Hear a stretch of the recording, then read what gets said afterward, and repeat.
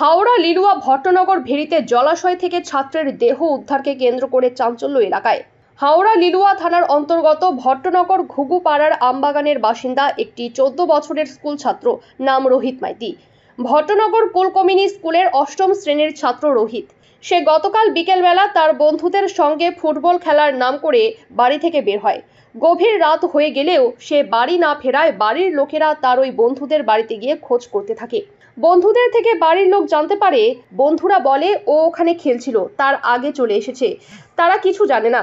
তার বেশ কিছুক্ষণ পর ওই অঞ্চলে খোঁজাখুঁজি করেও ওই রোহিতের কোনো খোঁজ পাওয়া যায় না। তারপর তারা গভীর রাতে আসে লিলুয়া থানায় মিসিং ডায়েরি করতে।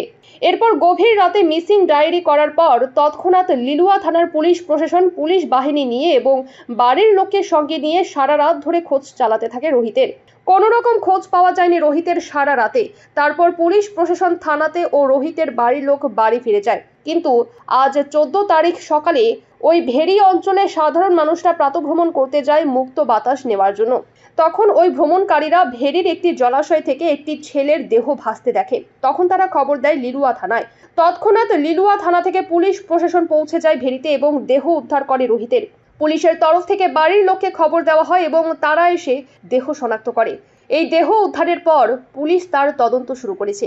কিন্তু রোহিতের বাড়ির লোক এবং এলাকার লোকের বক্তব্য, রোহিতের শরীরে আঘাতের চিহ্ন রয়েছে এবং সে সাঁতার জানত না। তাকে অন্যত্র মেরে এখানে ফেলে রাখা হয়েছে বলে অভিযোগ করছে রোহিতের বাড়ির লোক।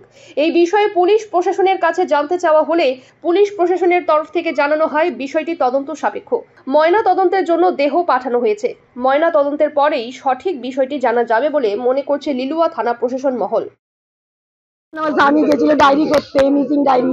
তখন তো ওদের সিসি ক্যামেরা চেক করাচ্ছিল ওনারা, পুলিশ। ওনাদের তো বিজ্ঞ মাথায় বুদ্ধি আছে, ওনারা কেন তখন চেক করেনি যে বাচ্চাটা মিসিং হয়েছে? তাহলে আমরা সিসি ক্যামেরা গুলো চেক করি। মাঠ থেকে যখন মিসিং হয়েছে, মাঠের ওখানে অনেক ক্যামেরা, ওনারা কেন চেক করেনি? 9টার সময় বলুন, চেক করেনি। আমরা 2টা পর্যন্ত রাত্রির ওখানে বসে আছি, পুলিশ আসে না। আবার থানায় গেছি যে তাহলে আপনারা আমার ক্যামেরা চেক করুন। বলে কি এখন কি তোমাদের লোক বসে থাকবে নাকি? 11টার সময় সকালে আসো। আমার ছেলেটা হয়েছে আমার ভাইকে, কেন কি আমার ভাই কখনো জলে নামবে না। ও ভয় পায়, সাঁতার কাটে না, তো পারেও না, তাই কোনোদিনও জলে নামবে না। এটা মার্ডার করা হয়েছে, পুলিশরা অ্যাকশন নেয়নি বলে আজকে আমার ভাই এরকম হয়েছে। আমি পুলিশদের খুন করে দেবো। পুলিশরা আমার ভাইকে এরকম করেছে। আমি বলেছি চলুন চলুন, আপনারা যান না, আমরা আসছি, আমরা বসে আছি, 2টো লোকও বসে আছে, কাউকে গ্রাহ্য করে না। বসে বসে লিখে ডায়েরিতে লিখছে, কিছু বললে চিল্লাচ্ছে, কিছু বললে মেজাজ দেখাচ্ছে। মারা গেছে কোথায়? হ্যাঁ, উনি যখন পেলাম বডি, আমরা তো বেরিয়েছিলাম খুঁজতে, খবর দিল রাস্তার লোক যে এরকম একটা পাওয়া গেছে। তাও ওটা 8:30 এরকম সময় হবে।